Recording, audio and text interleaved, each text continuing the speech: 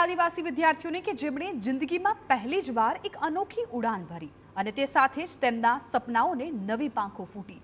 સૌથી પહેલા આપ સ્ક્રીન પર દેખાતા આ તારલાઓને જુઓ, જેમના ચહેરા પર ખુશી અને કંઈક નવીન અનુભવો ઉત્સાહ સ્પષ્ટ વર્તાઈ રહ્યો છે। હકીકતમાં આદિવાસી વિકાસ વિભાગ અને તાપી વહીવટીતંત્ર દ્વારા એક અનોખો જ પ્રોજેક્ટ હાથ ધરાયો।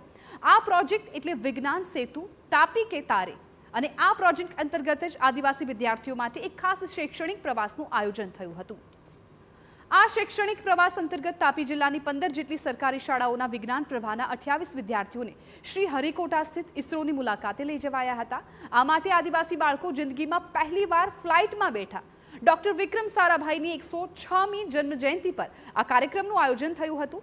ઇસરોમાં વિદ્યાર્થીઓએ અવકાશ વિજ્ઞાન અને ભારતીય વૈજ્ઞાનિક સિદ્ધિઓને નજીકથી જાણવાનો અમૂલ્ય અનુભવ મેળવ્યો।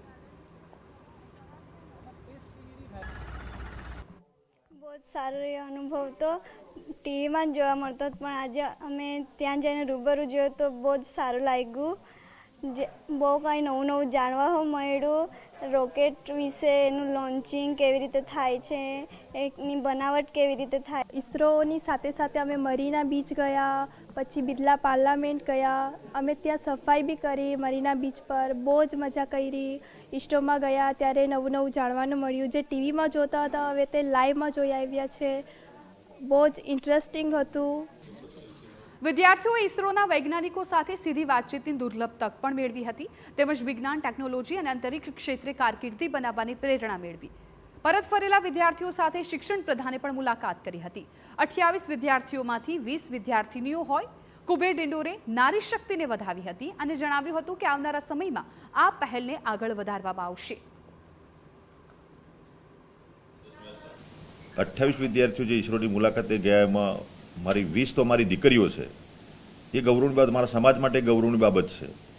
અને 8 આપણા દીકરાઓ છે। એ બધા જ મળીને પ્રયોજના વહીવટદારશ્રી અને એમની પૂરી ટીમ અને અમારા શિક્ષક મિત્રો જેમને આની પાછળ મહેનત કરી છે, એ સ્ટાફ મિત્રો, એમને પણ હું શુભેચ્છા પાઠવું છું કે એ બધા જ મિત્રો સાથે મળીને મારા સમાજના દીકરા દીકરીઓને જે એક આવું એમને સપનામાં પણ વિચાર્યું નહોતું એવા વિદ્યાર્થીઓ છે। એટલે આચાર્ય કહેતા કે જે એક આદિવાસી દીકરાઓ વૈજ્ઞાનિકોને સવાલ પણ કરતા હતા, એ સવાલમાં વૈજ્ઞાનિકો પણ નિદ્રામાં મુકાઈ જતા હતા। એવા સવાલો આ તાપી જિલ્લાના તાલાઓએ જે કર્યો છે એને અભિનંદન આપું છું।